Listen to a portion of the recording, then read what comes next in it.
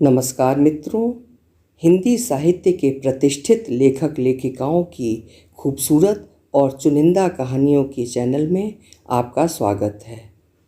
कथा कथन की श्रृंखला में आज सुनिए प्रसिद्ध लेखिका उर्मिला शिरीष जी की लिखी हुई कहानी चीख। तो प्रस्तुत है कहानी चीख। जब लड़की को होश आया तो वहाँ कोई भी नहीं था। काला सन्नाटा छाया था। मच्छरों की भिनभिनाहट तथा नमी की गंध कमरे में व्याप्त थी। बाहर बारिश थम चुकी थी, लेकिन पानी बहने की तेज आवाज़ें तथा टपटपाहट निरंतर चल रही थी। सड़क पर लोगों का आना जाना शुरू हो गया था। उसने आंखों पर हाथ फेरा। सो रही हूँ या जाग रही हूँ, कुछ भी समझ में नहीं आया। कुछ क्षणों तक किसी और दुनिया का रहस्यावृत आसपास ठहरा हुआ लगा। फिर जीन्स को पाँवों के नीचे खिसकाकर देखकर बिजली सा झटका लगा। उसने मन मस्तिष्क को अपने अंगों को टटोला, हाथ से सहलाया। खरोंचें, नाखून और दांतों के निशान उभर आए थे। दर्द की तीखी धार फूट पड़ी, जैसे किसी कोमल हरी शाख में धारदार छुरी भोंकती हो। वो चीख पड़ी जोर से, नहीं नहीं, ऐसा नहीं हो सकता मेरे साथ। ये स्वप्न नहीं है, ये सब उसी के साथ घटित हुआ है। ये सच सच है, जागृतावस्था का सच। उसने सिर पर जोर जोर से मुक्के मारे। क्या बेवकूफ़ी है, क्या सोच रही हो? क्या थिएटर में बैठी हो? पिक्चरों के सीन अवचेतन पर छाए रहते हैं, सो वही सब स्वयं के साथ घटित हुआ देख लिया है। मगर ये जगह, ये क्षत विक्षत रूप, एक एक दृश्य साफ दिखाई देने लगा। भयानक तेज बारिश हो रही थी। धरती और आकाश का रंग एक जैसा हो गया था। सामने खड़ा आदमी तक दिखाई नहीं दे रहा था। तेज हवा के थपेड़ों के कारण 2 बार स्लिप होकर गिरते गिरते बची थी। रोज की देखी जानी पहचानी सड़कें थीं। वही समय था जब वो बैडमिंटन की प्रैक्टिस करके लौटा करती थी। वही ऑफिस थे, वही घर थे। सोचा थोड़ी देर के लिए खड़े हो जाते हैं। हालांकि उस समय उसे माँ की हिदायतें भी याद आईं कि कहीं रुका मत करो, मगर भीषण पानी में सड़क पर खड़े होने या गिरकर पड़े रहने से तो बेहतर था कि कुछ देर के लिए रुक जाया जाए। और भी लोग खड़े थे। पानी थमने का नाम नहीं ले रहा था। सड़कों पर पानी नालों की तरह बह रहा था। अंधेरा बढ़ता जा रहा था। उसका दिल घबराने लगा। चलना चाहिए, जो होगा सो देखा जाएगा। आज का दिन ही खराब है। उसने स्कूटर स्टार्ट किया, मगर वो नहीं हुआ। आप स्कूटर स्टार्ट कर देंगे? उसने एक आदमी से कहा, जो कि रेनकोट पहनने के बावजूद पूरा भीग चुका था। प्लग में पानी भर गया होगा। यहाँ फ़ोन तो है, सामने है। वो भागकर दूसरी तरफ गई, मगर वहाँ 2 लड़कों को देखकर वापस लौट पड़ी। न जाने क्यों उसे वहाँ जाना ठीक नहीं लगा। वे लड़के उसके पीछे पीछे आकर खड़े हो गए। अब वहाँ कुछ ही लोग थे। अचानक ही शटर गिरने की आवाज़ सुनाई दी। पहले तो उसे लगा जोर से बादल गरजे हैं, कहीं बिजली गिरी है। घुप अंधेरा हो गया था। शटर बंद क्यों की? खोलो। उसने दौड़कर शटर उठानी चाहिए, मगर मजबूत हाथों ने उसे अपनी तरफ खींच लिया, जोर से, निर्ममता के साथ। उसकी आवाज़ें हाहाकार करती बारिश में विलीन हो गईं। शब्द नाले में गिरते पानी में बह गए। अथक संघर्ष करने के बाद भी वो स्वयं की रक्षा नहीं कर सकी थी। तूफान में उखड़े पेड़ की तरह जमीन पर पड़ी थी वो, निचोड़े गए फल के छिलके की तरह। उठने को हुई तो जांघों के नीचे लगा किसी ने गरम सलाखें दाग दी। बेसाख्ता चीख निकल पड़ी। उसे नहीं मालूम था कि ये चीख उसके जीवन को क्या से क्या बना देगी। क्या हुआ? वही चीख हवा के साथ लहराकर एक साइकिल सवार के कानों में पड़ी। थरथराती हुई शटर की मोटी चादर को भेदती हुई चीख ने उस आदमी को रुकने पर मजबूर कर दिया। पलट कर आया वो। कहाँ से आई थी वो हृदय को भेदने वाली चीख? क्षणों तक उसने इधर उधर देखा। नज़र शटर पर जाकर ठहर गई। ताला नहीं लगा है इसमें, इसी के अंदर तो नहीं है कोई। उसने शटर उठाई। मुझे घर पहुंचा दो, सामने बैठी लड़की गिड़गिड़ा कर बोल रही थी। उसे डर था कहीं ये आदमी भी उसे घसीट कर ज़मीन पर न डाल दे। आदमी चकित सा, हैरान सा उसे देखे जा रहा था। इसी बीच देखो क्या हो गया कि उत्सुकता लिए और भी लोग आ गए थे। बारिश अब तक कुछ कम हो गई थी। फ़ोन नंबर बताओ, कहाँ रहती हो? थोड़ी देर बाद ही पिता सामने खड़े थे। पिता को लगा एक्सीडेंट हो गया है, मगर यहाँ तो कुछ और ही दृश्य था। उनके पांवों से जमीन धसकने लगी। एक शिलाखंड चकनाचूर पड़ा था। लोगों की फुसफुसाहटें बढ़ती जा रही थीं। वहशी थे साले। कौन थे? क्या किसी ने नहीं बचाया? अकेली लड़की को देखकर अब क्या होगा? बेचारी, जिंदगी बर्बाद हो गई इसकी तो। आजकल की लड़कियां भी तो सुनती नहीं हैं, कहीं भी चल देती हैं। कोई सोच कर चलता है कि ऐसा होगा? अरे ये तो अपने वर्मा साहब की लड़की है। हो गई इज्जत बर्बाद उनके खानदान की। पिता नजरें नहीं उठा पा रहे थे। होंठ मृतक के समान जकड़ गए थे। उन्होंने कार का दरवाज़ा खोला और तेजी के साथ लड़की को लगभग खींचते हुए से बैठाकर इतनी तेजी के साथ कार चलाकर ले गए मानो इस जगह की धरती फटने वाली हो। माँ तथा अन्य लोग गेट पर खड़े राह देख रहे थे। उन्होंने एकदम दरवाजे के पास गाड़ी अड़ा दी। वो लांघती घिसटती हुई चल रही थी मुश्किल से। कुछ कदम चलकर भीतर पहुंचा जा सकता था। क्या हुआ? कहाँ चोट लगी? किसने किया एक्सीडेंट? अस्पताल क्यों नहीं ले गए? पूछते लोगों को यकायक ही आसमान को थर्रा देने वाली चीखें सुनाई पड़ने लगीं। अनियंत्रित पागलों सी आवाज़ें। लग रहा था नदी की वेगवती धारा हजारों फीट गहराई में जाकर गिर रही हो। वही घर्राता हुआ रुदन सबके हृदयों में उतरता जा रहा था। सबके चेहरों पर बिजली तड़क गई। बेचैन से वे सब खिड़की से झांकने लगे। लड़की की देह औंधी पड़ी थी। घायल चिड़िया की तरह तड़प रही थी वो। बहन उसको दबाकर बैठी थी। समझते देर न लगी। आखिर दुनिया की बदसूरत सच्चाई सामने से यातनादायी रूप से गुजरने लगी। आज किसी ने भी जाने की अनुमति नहीं मांगी। एक के बाद एक लोग चले गए। अफसोस और चिंता के शब्द जबान पर थे। आंखों में दया का भाव उमड़ आया था। बाहर अचानक घोर निस्तब्धता छा गई थी। बड़े गेट पर ताला लगा दिया गया। कमरे का दरवाज़ा बंद किया और फुल स्पीड पर पंखा खोल दिया। पंखे की ध्वनि पूरे कमरे में गूंज रही थी। घर घर घर घर। और दूसरा पंखा उनके अपने भीतर चल रहा था। साएं साएं, सनन सनन, हृदय के चिथड़े करता हुआ। अब क्या होगा? उनका मन उद्भ्रांत था। मगर सामने पत्नी बैठी थी सिर झुकाए। पहाड़ सा बोझ उनके सिर पर रखा था। आंसुओं की धारा निःशब्द बह रही थी। क्या इतना चुप होकर रोया जा सकता है? पूरा शरीर लकवाग्रस्त हो गया था, ऐसा ही लग रहा था उनको देखकर। उन्होंने पांव थपथपाए ताकि वे हिलें, मगर कोई हरकत ना हुई उनके शरीर में। कहीं कुछ हो तो नहीं गया, सोचकर कांप गए वे। बहन चाय बनाकर ले जा रही थी, फिर पानी, फिर कपड़े। घर में सभी गूंगों के समान बैठे थे। कौन बताए, क्या बताए? कौन थे? पहचान पाएगी? भाई मुश्किल से बोल सका। उसके चेहरे पर लावे की तपिश और आंखों में लाल गोले फूट रहे थे। उसे लग रहा था किसी फिल्म का घिनौना दृश्य उसकी चेतना पर चिपका हुआ है। मगर बहन को सामने यूं पड़ा देखकर सच मन को मथे दे रहा था। अभी कोई बात मत करो, बहन ने भर्राए कंठ से कहा। उसका शरीर सिहरन से भरा था और वो जो भी चीज़ उठाती थी वो हाथ से छूटकर फिसल जाती थी या गिर जाती थी। लग रहा था महीनों के बाद बीमारी से उठी हो। अंधकार घुप और अवसादमय हो गया था। मेघ आकाश को आच्छादित किए हुए थे। कीड़े पतंगे उड़ उड़कर लाइट पर मंडरा रहे थे। बारिश का पानी जगह जगह भरा हुआ था।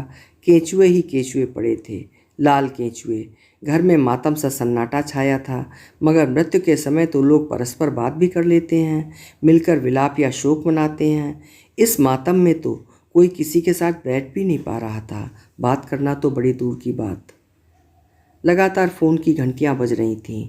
इस बार उन्होंने रिसीवर उठाकर रख दिया। रिपोर्ट करनी चाहिए।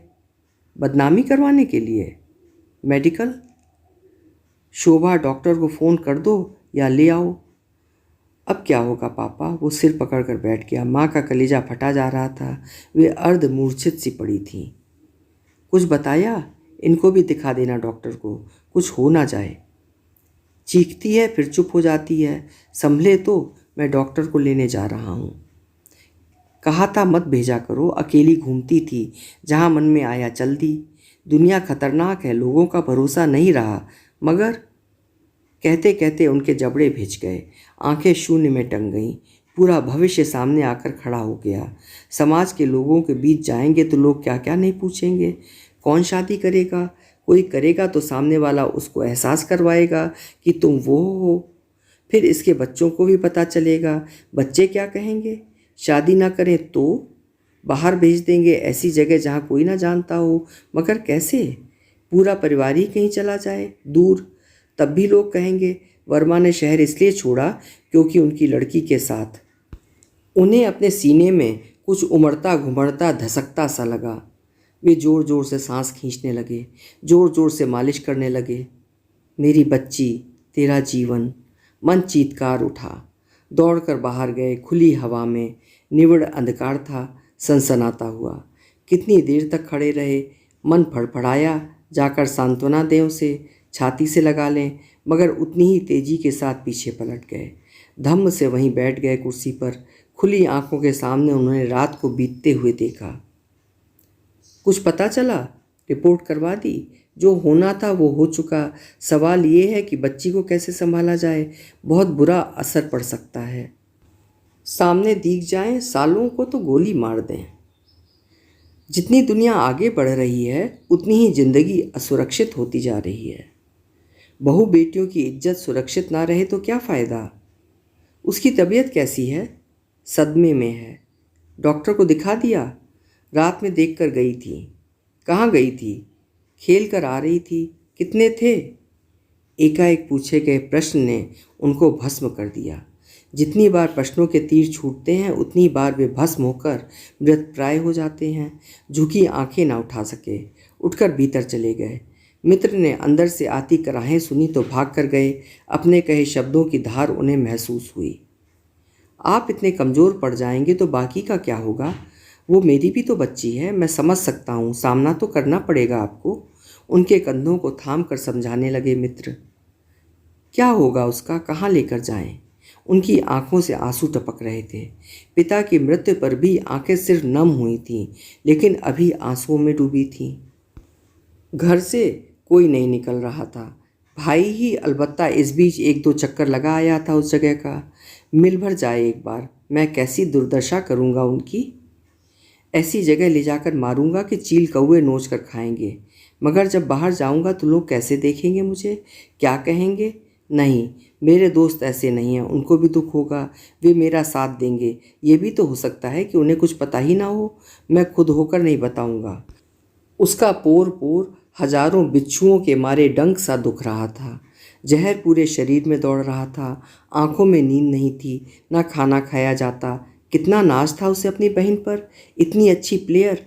उसी ने तो जिद करके ज्वाइन करवाया था। अब क्या होगा उसका? वो चुपके से उठकर गया और झांक कर देखा। वो करवट लिए लेटी थी। और वक्त होता तो पीछे से जाकर एक मुक्का मारता, दिन भर की बातें बताता, उसकी बातें सुनता, उसकी सहेलियों के बारे में कुछ हंसी मजाक करता। वो कॉफ़ी बना कर देती, वो दो चार नखरे दिखाता। कदमों की आहट रोके वो वहीं खड़ा रहा। आखिर हुआ क्या जो मेरे और उसके बीच इतनी दूरी आ गई? मन किया दौड़कर गले लगा ले, पुचकार ले उसे, लेकिन पांव बर्फ की तरह जमे रहे। अंदर लोहा पिघलता रहा, गलता रहा। उसने सिर पकड़ लिया। चीखती चिल्लाती बहन उसके सामने पड़ी है। अनजाने शरीर उस पर टूट पड़े हैं। उसके मुंह से अनायास निकल पड़ा, हरामजादों, कमीनों, जिंदा नहीं छोड़ूंगा, मार डालूंगा, मार डालूंगा। वो आकर पलंग पर औंधा गिर पड़ा। सिर में तेज दर्द हो रहा था। लग रहा था गहरे घाव हो गए हैं, नसें फट जाना चाहती हैं। उसने पास पड़े दुपट्टे से सिर कसकर बांध लिया। कानों में डूबता चुभता कुछ सुनाई पड़ रहा था। तुम्हारा इसमें क्या दोष है? सारा घर, सभी लोग तुम्हारे साथ हैं।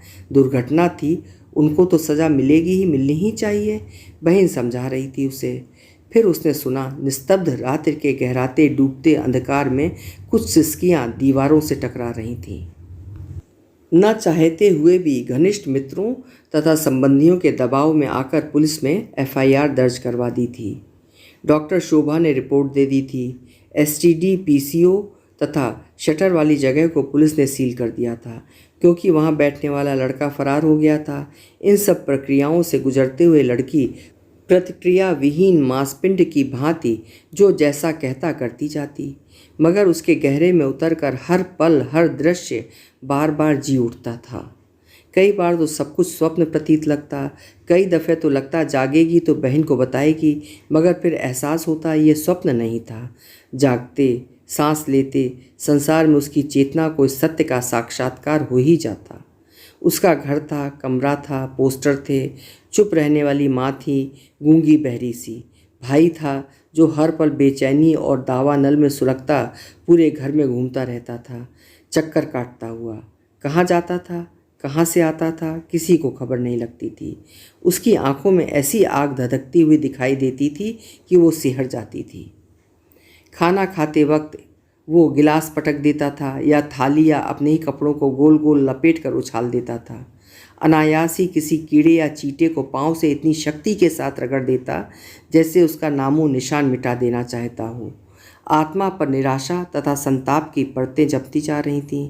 कितना कुछ कहना चाहती है वो, मगर होंठ ही नहीं खुलते। बोलने को होती तो जी बैठने लगती, जैसे अंदर से किसी ने एक सिरा पकड़ लिया हो। वही आंखें हैं, मगर इन आँखों में उन्हीं विभत्स दृश्यों की भीड़ लगी रहती है। जैसे ही बाहर की दुनिया का ख्याल आता है, अनेक चेहरे सामने आ जाते। बैडमिंटन खेलने के लिए जाएगी तो सब पूछेंगे क्या हुआ था, क्या बताएगी वो। अगर बताएगी तो फिर पूछेंगे कितने थे वे। वो आंखें बंद कर लेती, मगर फिर दूसरे चेहरे आ जाते। कॉलेज जाएगी तो वहाँ दोस्त पूछेंगी क्या हुआ था, क्या तूने विरोध नहीं किया, भाग जाती, रुकी क्यों, तू इतनी कमज़ोर कैसे हो गई, कैसे थे, कितने थे। पूछते वक्त कैसे चेहरे बनेंगे उनके सबके। दया, सहानुभूति, उत्सुकता, फिर मजाक, फिर जहाँ निकलेगी वहाँ के लोग उसे देखकर कहेंगे ये वही लड़की है जिसके साथ। ओ भगवान, क्या इसके अलावा कुछ नहीं रहेगा मेरा अस्तित्व।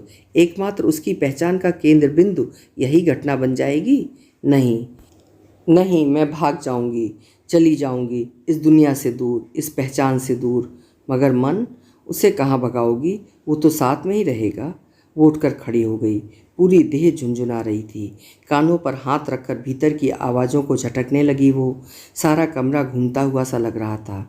आसमान नीचे उतरता हुआ दिख रहा था और धरती पाताल में धसकती जा रही थी। अंधकार का सघन वात्या चक्र चारों ओर घूम रहा था। कोई पकड़ो मुझे, रोको, देखो मैं उड़ रही हूँ, मैं ज़मीन में धंस रही हूँ। वो मन ही मन चीख रही थी, मगर शब्द भंवर में फंस कर रह गए थे। थोड़ी देर बाद उसने देखा बहन उसे ग्लूकोज का पानी पिला रही है और सिर पर तेल मल रही है। टप टप टपकते आंसुओं ने उसके गालों को धो दिया था। 4 सप्ताह से बाहर का मुंह नहीं देखा था। नहीं देखी थी सुबह की धूप, नहीं देखी थी दिन की चमक, नहीं देखा था संध्या बेला का उदास पतझड़ सा टुकड़ा। अकेली एक कमरे में बंद थी वो। कमरे से बाथरूम तक उसका आना जाना था। इतने दिनों से उसने किसी से बात भी नहीं की थी, यहाँ तक कि पापा तक को नहीं देखा था। कभी कभार जब वे ऊपर आते या उनकी आवाज़ सुनाई देती तो वो दुबक कर बैठ जाती या दरवाज़ा बंद कर लेती थी। अजीब सा भय तथा संताप उसको जकड़ लेता था उन क्षणों में। बाई ने भी उस कमरे में आना बंद कर दिया था। टीवी तथा कैसेट प्लेयर पर धूल जम गई थी। घर में डुबडुबाता विषाद हिलोने लेता रहता था। कॉलेज खुलने के ठीक 1 माह बाद बहन गई थी उसकी तथा अपनी मार्कशीट्स लेने। कब रिज़ल्ट निकला, कब क्या हुआ, किसी को होश ही नहीं था। घर पर सहेलियों के फ़ोन आ रहे थे। दोनों एक ही कॉलेज में पढ़ती थीं, सो उसकी सहेलियां उसे भी जानती थीं। चारों तरफ से नज़रें बचाती स्वयं को छुपाती सी कॉलेज गई बहन देख कर भी अनदेखा का भाव लिए बाहर निकल ही रही थी कि देखा मनीषा दौड़कर उसके पास आ रही है। क्या एडमिशन नहीं करवाना है तुझे? तुम लोग क्यों नहीं आ रही थी? बस यूं ही। तू बीमार थी क्या? एकदम काला पड़ गया है तेरा चेहरा। हाँ, तबीयत खराब थी। उसने टालने की कोशिश की। पापा बता रहे थे कि तेरी बहन के साथ। मेरा भी कॉलेज आना जाना बंद कर दिया है पापा ने। तुमने किसी को बताया तो नहीं? वो सकपका कर बोली। नहीं, पर सबको पता है। मैं आऊँगी उससे मिलने। हम लोगों ने कितनी बार फ़ोन किए थे। कैसा लगता होगा उसको सोचकर, रोंगटे खड़े हो जाते हैं मेरे तो। उसे करंट लग गया हो। इस तरह खड़ी रह गई निष्प्राण, चेतना शून्य। तो सबको पता है, सबको, पूरी क्लास को, पूरे कॉलेज को, पूरे शहर को। उसके हाथ पांव कांपने लगे। क्यों मिलना चाहती हो? नहीं, वो किसी से नहीं मिलेगी। वो यहाँ नहीं है। कहकर वो तेजी से साथ बाहर निकल आई। पीछे से आती आवाज़ें उसको चुंबकों की तरह खींच रही थीं। उसे लगा पूरा कॉलेज उंगली उठाकर बता रहा है कि देखा, ये वही है जिसकी बहन के साथ। उसने गाड़ी का गेट बंद किया, गाड़ी के गेट की दीवार पर सिर टिकाकर बैठ गई। सांसें तेजी तेजी से चल रही थीं। पेड़ की शाखों के पीछे गाड़ी खड़ी थी। बाहर से कुछ भी दिखाई नहीं दे रहा था। सड़क पर गाड़ियों के आवागमन के कारण इतना तेज शोर हो रहा था कि उसकी सिसकियां किसी को सुनाई नहीं दे सकती थीं। क्या होगा उसका? कैसे आ सकेगी वो? देह की सारी चमड़ी छील दो, यहाँ तक कि मर भी जाओ तब भी ये रेखा खिंची रहेगी। यहाँ से दूर चली जाए, मगर वहाँ कौन संभालेगा उसे, उसके दर्द भरे कलंकित जीवन को? उसके आंसू नहीं थम रहे थे। घृणा का बवंडर उसकी नसों में दौड़ रहा था। मैं खून कर दूंगी उनका, मार डालूंगी। मेरी बहन का जीवन नष्ट करने वालों, तुम नरक में जाओगे, सड़ कर मरोगे। ईश्वर तुम्हें कभी माफ़ नहीं करेगा। अथाह यातना और जलालत से भरे जीवन का दर्द कौन अनुभव कर सकता है? उसे लगा जैसे कोई शरीर से खाल उतार रहा हो। मम्मी, उसे बाहर भेज दो, हॉस्टल या चाचा के पास। यहाँ तो मुश्किल है उसका रहना, लोग उसे जीने नहीं देंगे। अकेले कहाँ, किसके पास? माँ की आवाज़ गहरे कुएं से आती लगी। आजकल वे भी कभी कभार ही बोलती हैं। हॉस्टल में? यहाँ तो सभी को पता चल चुका है। माँ ने भाव विहीन आँखों से कमरे की तरफ देखा, फिर रुंधे गले से बोली, आवेश में आकर कुछ कर बैठी तो? देखा नहीं था उस दिन? कभी ना कभी तो निकलना ही पड़ेगा, पूरी ज़िंदगी का सवाल है। पूरी ज़िंदगी? सचमुच उसकी ज़िंदगी सिवा सवालों के कुछ रह ही नहीं गई थी। वो बहन के पास गई। हृदय उमड़ पड़ा। वही प्यार था, चिंता थी। अपने आंसुओं को छुपाकर गोद में लिटा लिया उसे बच्चे की तरह। तुम्हारा रिज़ल्ट 70% रहा है। फॉर्म ले आए हैं, लेट फीस के साथ जमा कर देंगे। वो मुस्कुराने की चेष्टा करते हुए बोली। उसे लगता क्यों नहीं पहले की तरह सब कुछ सामान्य हो जाता है। वही शोर शराबा, चीखना, चिल्लाना, हंसना, लड़ना, देर रात तक पिक्चर देखना, डांस करना, गीत सुनना। क्यों नहीं? ये खामोशी क्यों नहीं टूटती है? क्यों नहीं सब एक साथ बैठकर बात करते हैं? क्यों नहीं डाइनिंग टेबल पर खाना खाते? क्यों नहीं भुला देते सब कुछ? मगर कैसे? जंगल में लगी आग का ओर छोर हो तब ना। कोई छाया है जो उन सबके बीच में पसरी है। लड़की ने मार्कशीट की तरफ देखा तक नहीं, बहन का चेहरा और आंखें देखती रही। सबको पता है ना, वो पूछ रही थी आंखों से। बहन ने मुंह फेर लिया। दोनों बहनों के भीतर समुंदर हिलोरें ले रहा था। दो छायाकृतियाँ तांडव कर रही थीं। धप धप उन्होंने एक दूसरे का हाथ कसकर पकड़ लिया। तुम्हें हिम्मत से सबका सामना करना होगा, दर्द की आखिरी सीमा तक, अपमान, घृणा, उपेक्षा तथा तानाकशी की आखिरी हद तक, बहन उसे समझा रही थी। दीदी, शब्द तो तुम्हारे हैं, लेकिन दर्द और वो हादसा तो सिर्फ मेरा है। कहने मात्र से ख़त्म हो जाएगा और ज़्यादा गहराता जाएगा, फैलता जाएगा, भीतर बाहर सब जगह। काश ऐसा होता कि मस्तिष्क की कोई नस काट कर फेंक दी जाती ताकि हम बेजान हो जाते।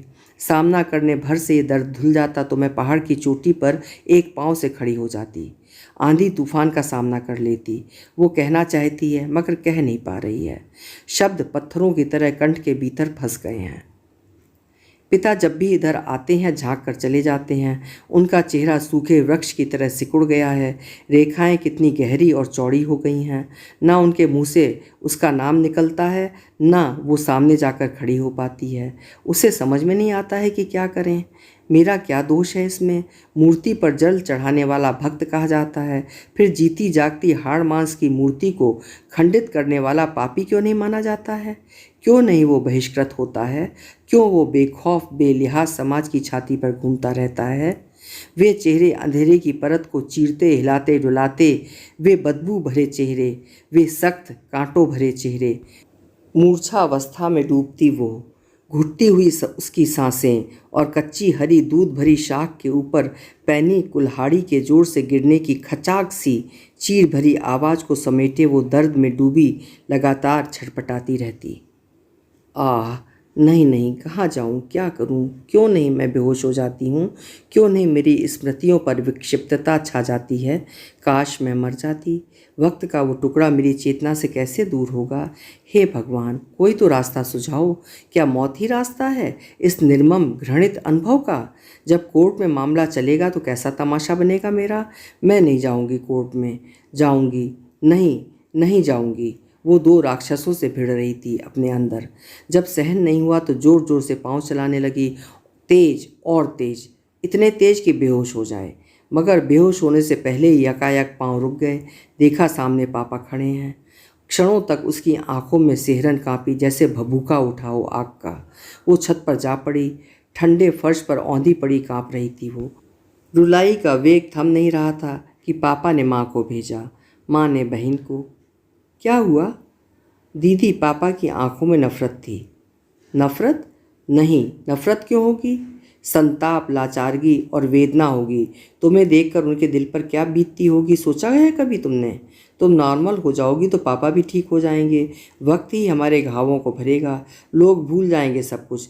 पापा तो यहाँ से शिफ्ट तक करने की सोच रहे हैं। हर कोई ऐसे ही देखेगा, पूछेगा, बात करेगा। जिंदगी तो तुम्हारी अपनी है। किसी पर आश्रित मत रहना। पढ़ो, नौकरी करो, बाहर चली जाओ, सब ठीक हो जाएगा। मैं तुम्हारा साथ दूंगी हमेशा, कभी अलग नहीं होंगी। सब भूल भी जाएंगे तो क्या, मेरे भीतर तो वही चलता रहता है, वही सब। काट सकोगी स्मृति का वो भयानक रोंगटे खड़ा कर देने वाला अंश। बहन अंदर समझा रही थी। इधर पापा अपनी छाती को जोर जोर से मल रहे थे। दर्द का गुबार उठता है और सीने, कंधे और हाथ को छूता हुआ निकल जाता है। तुम कॉलेज क्यों नहीं जाते। क्या एडमिशन नहीं लेना है। क्या करोगे। बहन भाई के पास आकर बैठ गई। सब कुछ सामान्य करना चाहती है वो। किसी तरह तो माहौल बदले। कैसे जाऊं बताओ। मैं पागल हो जाऊंगा दीदी। पता नहीं किस किस को मालूम होगा। कैसे फेस करूंगा मैं। क्या कहूँगा तुम ही बताओ। लेकिन सब कुछ छोड़कर बैठने से क्या होगा। मेरी हिम्मत नहीं है दीदी। ऐसी आग लगी रहती है कि लगता है अपना सिर फोड़ लूं या वे कमीने मिल जाएं तो एक एक को जिंदा जला दूं। इससे क्या होगा। इसके साथ इतना बड़ा हादसा हो गया और मैं यूं बैठा हूं, नकारा, बुज़दिल सा। वो स्वयं को धिक्कारता हुआ बोला। कॉलेज जाओ, 1 साल बर्बाद हो जाएगा। हमारा तो 1 साल बर्बाद होगा, उसकी तो ज़िंदगी ही। कहकर वो मुक्के मारने लगा। बड़ी मुश्किल से जाने को तैयार हुआ। अब तक जितने दोस्त के फ़ोन आते थे मना करवा देता था या मिलता ही नहीं था। एक आध बार कॉलेज की तरफ गया भी होगा तो अंदर जाने की हिम्मत ना पड़ी। स्कूटर खड़ा करके ऑफिस की तरफ जा ही रहा था कि दोस्त मिल गया। कहाँ गया था तू, कब से नहीं मिले हम। एडमिशन भी लेगा या नहीं, प्रैक्टिकल शुरू हो गए हैं। बाहर गया था काम से, उसने बुझे स्वर में कहा। घर में कोई प्रॉब्लम है। खास नहीं। क्या किसी ने कुछ बताया, उसने आशंकित होकर पूछा। कोई बता रहा था कि जाने भी थे। बता तू कॉलेज कब से आ रहा है। क्या बता रहा था। तेरा रिजल्ट क्या रहा। तू बोल रहा था कि। वो आवेश से कांपने लगा। पुलिस में रिपोर्ट तो की है, सालों का कुछ पता चला फाड़ कर रख देंगे। मैंने कितनी बार फ़ोन किया था कि जाकर पता करूं, मिलकर ढूंढें, मगर कोई बात नहीं करवाता था। कुछ पता चला कि वे कौन थे। वो जानता था कॉलेज आने पर यही सब होगा, इन्हीं सवालों की पैनी धार पर चलना होगा। कुछ मत कहो। उसकी आंखों में निरीहता का बहाव उतर आया। होंगे तो आसपास के ही, मिलें तो एक बार। हम लोग इतने परेशान थे, बहुत टेंशन हो गया था यार। हम कोई नामर्द थोड़े ही हैं। मैं क्या करूं, कुछ नहीं सूझता। अरे तुम्हें क्या हो गया है, क्या बीमार था। इतना दुबला हो गया है तू तो, मैं पहचान नहीं पाया। घर में सब कैसे हैं, बहन तो ठीक है ना। दूसरे मित्र ने तपाक से पूछा। प्रश्नों पर प्रश्न करते हुए उसके मित्रों ने घेर लिया। अच्छा ये बता, वो अकेला था या। दोस्त ने शब्दों को चबाते हुए पूछा। चुप रहो तुम सब, भगवान के वास्ते चुप रहो। वो इतनी जोर से चिल्लाया कि आसपास के लोग चौंक कर देखने लगे। सॉरी यार, माफ़ कर दे। तेरी बहन क्या मेरी बहन नहीं है। मैं समझ सकता हूँ तेरे दिल पर क्या गुजर रही होगी, मगर हम भी कैसे भाई हैं। हमारी बहन के साथ इतना बड़ा हादसा हो गया और हम मुंह छुपा कर बैठे हैं। दोस्त ने उसके कांपते हाथों को पकड़कर सहानुभूति के साथ कहा। मगर वो वहाँ रुक ना सका। उसने स्कूटर स्टार्ट किया और हवा में उड़ता गिरता हुआ घर आ पहुँचा। दनादन सीढ़ियाँ चढ़ता हुआ ऊपर आया और ज़ोर से दरवाज़ा खोला। सामने लेटी बहन का हाथ पकड़कर लगभग घसीटते हुए बोला, चलो बताओ, पहचानो कौन थे वे कमीने? मैं मुंह नहीं दिखा पा रहा हूँ। चुल्लू भर पानी में डूबकर मर जाना चाहिए मुझे। लोग सहानुभूति दिखा रहे हैं और मैं खामोश बैठा हूँ। एक बार बता दो, मैं नोच कर फेंक दूंगा उन्हें, मार डालूंगा हरामजादों को। नहीं भैया नहीं, प्लीज़ हमें मत ले जाओ। पागल हो गया है क्या? कहाँ ले जा रहा है? माँ ने उसे अलग करते हुए कहा, लेकिन उसने माँ को भी धकेल दिया। दीदी तथा पापा भागे भागे आए। छोड़ो उसे, छोड़ दो। पापा ने उसे धक्का देते हुए जैसे तैसे अलग किया। हमारा जीना मुश्किल हो गया है। घर से कहीं भी निकल कर जाओ तो पता चलता है कि सबको मालूम है। मैं पागल हो जाऊंगा, पागल। वो दीवारों पर हाथ मारने लगा। ये क्या हो गया हमारे साथ? हमने क्या बिगाड़ा था? हम यहाँ नहीं रहेंगे पापा। वो फपक कर रो पड़ा। इसमें इसका क्या दोष है बताओ? तुम बजाय हिम्मत बांधने के इस तरह की हरकतें कर रहे हो। दीदी ने उसे परे धकेलते हुए चिल्लाकर कहा। लड़की हक्का बक्का सी रोए जा रही थी। उसकी पूरी देह थरथर काँप रही थी। हिचकियाँ नहीं रुक रही थीं। हम लोग कहाँ जाएं, क्या करें? मेरी मौत से आप लोगों की इज्जत बच सकती है तो मैं मर जाती हूँ।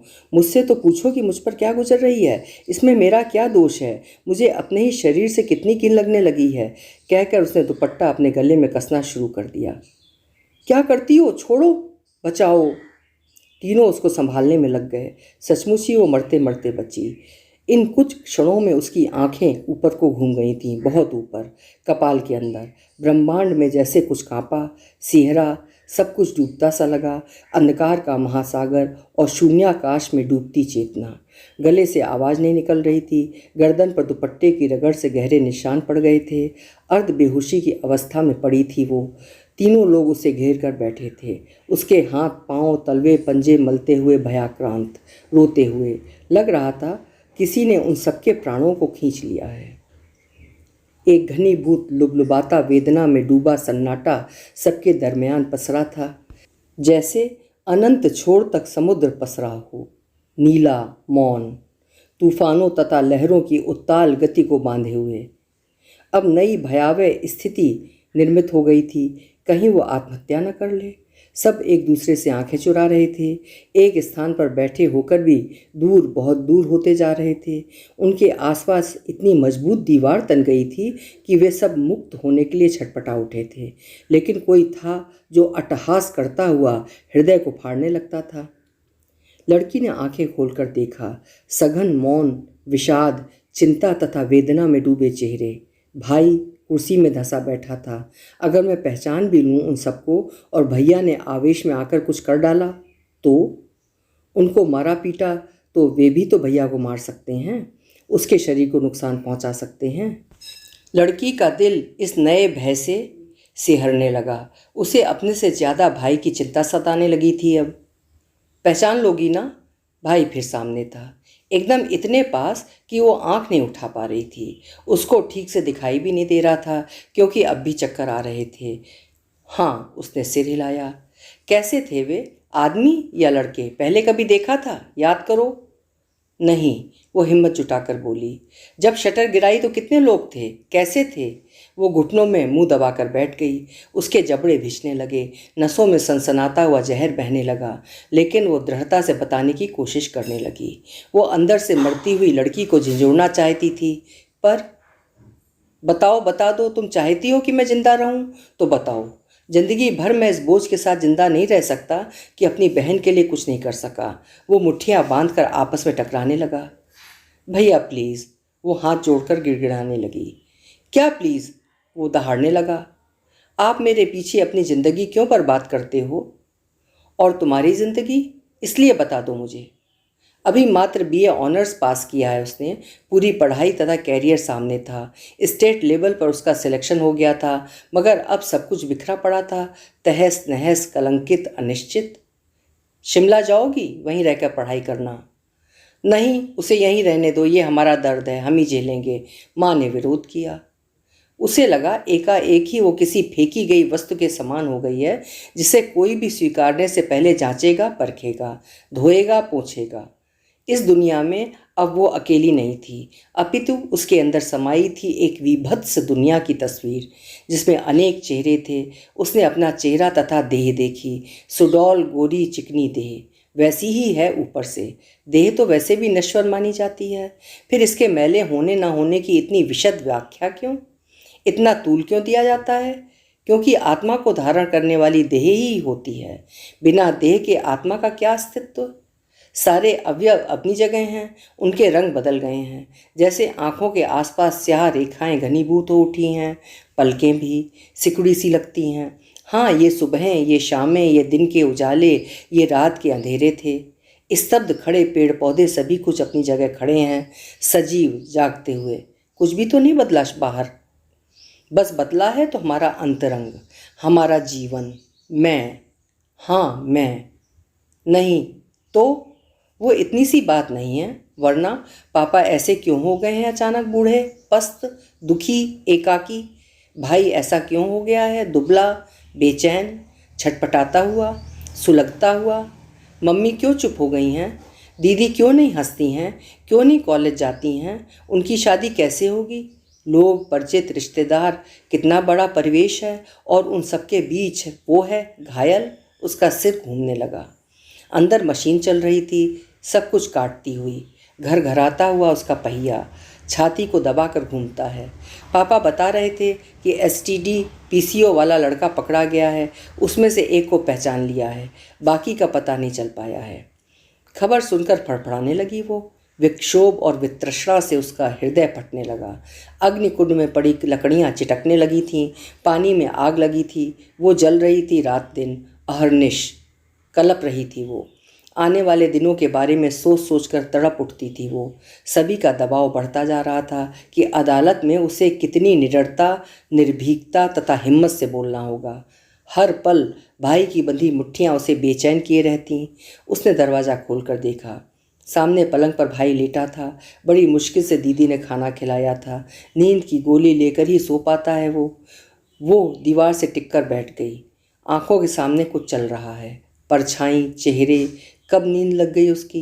वही सब सपने में चल रहा था। सामने जज बैठा है, आसपास वकील खड़े हैं, मम्मी पापा और पारिवारिक मित्र हैं साथ में। वकील उससे पूछे जा रहा है, सवाल दर सवाल। चीर रहा है उसके हृदय को, गोद रहा है उसकी आत्मा को, मार रहा है हथौड़ा चेतना पर, और तहस नहस कर रहा है उसकी जिजी विशा को। वो अचकचाती, झेंपती, तड़पती सी कभी सिर हिलाती है तो कभी निरुत्तर रह जाती है। भागना चाहती है मगर नहीं भाग पा रही है। सबने उसको घेर कर रखा हुआ है। उसने देखा था किसी पिक्चर में प्रसव से तड़पती हुई, चीखती हुई, हाथ पैर पटकती स्त्री को, जो सारे दर्द झेलती है मगर भाग नहीं पाती, उठ नहीं पाती है। महसूस हो रहा है उसे कि उसकी देह के साथ तो एक ही बार बलात्कार किया गया था, मगर आत्मा के साथ तो हजारों बार ये लोग बलात्कार कर रहे हैं। इसीलिए तो आत्मा छटपटा रही है, हृदय में हाहाकार मचा है। उसे लगा गले में सांसें अटकी हुई हैं, हाथ पांव सुन्न पड़ गए हैं, हिलाने पर भी नहीं हिल रहे हैं। घबरा कर उठ बैठी वो, हाँफती हुई। स्वयं को छूकर देखा, लाइट बंद थी मगर सभी लोग अर्धनिद्रा में थे। उसे कुछ भी समझ में नहीं आ रहा था, सिवा डरावनी परछाइयों के कुछ नहीं देख पा रही थी। लग रहा था बेहोश हो रही है। अस्पष्ट शब्द, घुटती हुई आवाज़ें मुंह से निकल रही हैं। वो बड़बड़ा रही थी, रो रही थी, हाथ पांव पटक रही थी। क्या हुआ? क्या हो गया? माँ, पापा और बहनें उसे झकझोर रहे थे, पानी की छींटें मारकर जगा रहे थे। क्या हो गया इसको? क्या होगा? कहकर माँ रोने लगी। तुरंत डॉक्टर को फ़ोन किया। आधी रात को ही सीधे नर्सिंग होम ले गए। जांच के बाद डॉक्टर ने बताया कि वो गर्भवती है। अनचाहा अनजाना बीज उसके गर्भ में है। बिना देर किए उसी समय उसकी डीएनसी करवाई जा रही थी। वो आधी सोई आधी जागी हुई सी थी।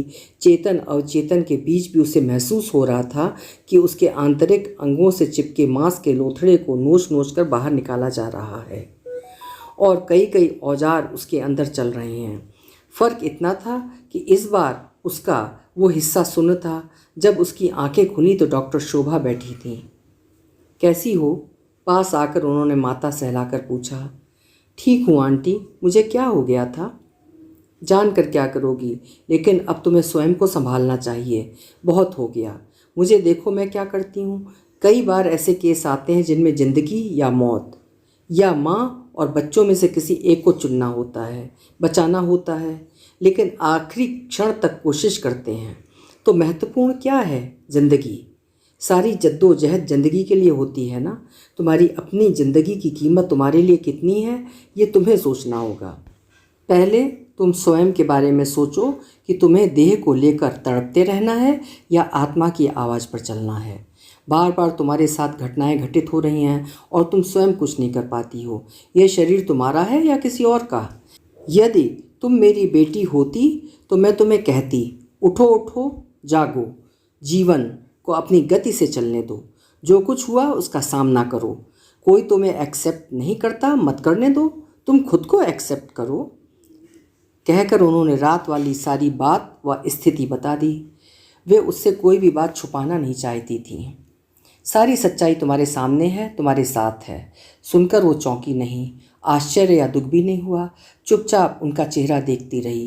ताज्जुब कि दोनों बार घटित घटनाओं में सिर्फ उसकी देह थी, अवयव थे, मन नहीं, आत्मा नहीं। आंटी, मैं पराजित नहीं होना चाहती। मेरा स्वभाव वैसा नहीं है। मैं आत्मग्लानि में घुल घुल कर जीना भी नहीं चाहती। मैं उबरना चाहती हूँ इन सारी परिस्थितियों से, उस डर से जो चारों तरफ बुना जा चुका है। परिवार वालों को भी समझाना होगा। आज पहली बार वो खुलकर बात कर रही थी। घटनाओं के गहरे तल से अब वो ऊपर आने को छटपटा रही थी। अगर डॉक्टर शरीर के अंग में फैले जहर को ये सोचकर न काटे कि उस हाथ या पाँव के ना रहने से उसका शरीर बदसूरत हो जाएगा, अपंग हो जाएगा, तो जहर तो फैलेगा ही। मगर मैं फिर कहूँगी कि उस बदसूरती या अपंगता से महत्वपूर्ण है जिंदगी। जिंदगी, समझी? इसलिए तुम्हें खुद फैसला करना होगा, डॉक्टर शोभा ने दृढ़ता से कहा।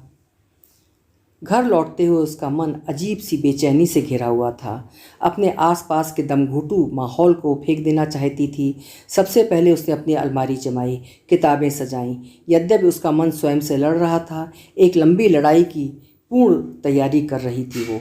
कुछ करना है, कुछ करके दिखाना है, सबका सामना करना है। जैसे वाक्य उसकी सोच, उसके मन को निरंतर ऊर्जा दे रहे थे। किसी बच्चे की आकुल आकांक्षा की दौड़, सबसे आगे पहुंचना है। मम्मी, पापा, भैया तथा दीदी को आश्चर्य हो रहा था कि आखिर उसे क्या हो गया है। कहीं वो मानसिक रूप से टूट तो नहीं गई है? अचानक ही ऐसा बदलाव कैसे आ गया? दीदी, मेरी मार्कशीट बताना, क्या तुम मेरे कॉलेज चलोगी मेरे साथ?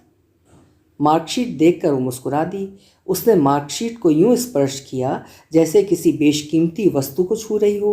उस घटना के बाद आज उसने सबके बीच बैठकर बात की थी। दूसरे दिन वो ट्रैकिंग सूट पहनकर खड़ी थी, शरीर से कमज़ोर मगर मन से स्वस्थ होकर। कहाँ जा रही हो? बाहर निकलोगी? तुम्हारा दिमाग तो ठीक है? स्टेडियम तक, उसने एकदम शांत और संयत आवाज़ में कहा। डॉक्टर ने मना किया था, और जाओगी तो सब लोग क्या कहेंगे, पूछेंगे तब? तुम्हें देखकर सब याद आ जाएगा। अब तक तो बात दब गई होगी। बुरी तरह से घबराई हुई माँ उसके सामने खड़ी सवाल जवाब कर रही थीं। उनका व्यवहार एकदम बदल गया था। वे शंकित थीं, कुछ कुछ सख्त भी। मैंने कोई गलती या अपराध नहीं किया जिसके लिए मैं ज़िंदगी भर आत्मग्लानि में घुलूं मम्मी। मैं हर स्थिति का सामना करूंगी, चाहे मेरा कोई साथ दे या ना दे। कहकर वो बिना रुके, बिना कुछ समझे समझाए स्कूटर उठाकर चल दी। उसे लगा आज आसमान एकदम साफ और चमकीला है। जानी पहचानी सड़क पर स्कूटर चलाते हुए उसका मन हवा से बातें करने लगा। अभी आप सुन रहे थे उर्मिला श्रीश जी की लिखी हुई एक बेहद शिक्षाप्रद कहानी, चीख। एक डॉक्टर की तरह, एक मनोवैज्ञानिक की तरह लेखिका ने जीवन में हुई कठिन से कठिन, दुरूह से दुरूह दुर्घटनाओं से उपजे हुए डर, विषाद और अवसाद में डूब जाने के बाद किस तरह व्यक्ति को अपना मन दृढ़ करके फिर से उठकर खड़े हो जाना चाहिए और जीवन को फिर से नई गति देनी चाहिए, बहुत अच्छे तरीके से समझाया है। आशा है कहानी आपको भी पसंद आई होगी, और अगर पसंद आई हो तो प्लीज़ मेरे चैनल को सब्सक्राइब ज़रूर करिएगा, इसी तरह अच्छी, बढ़िया, उच्च स्तरीय कहानियाँ सुनने के लिए। फिर मिलेंगे। आपका समय शुभ हो, सुंदर हो, मंगलमय हो।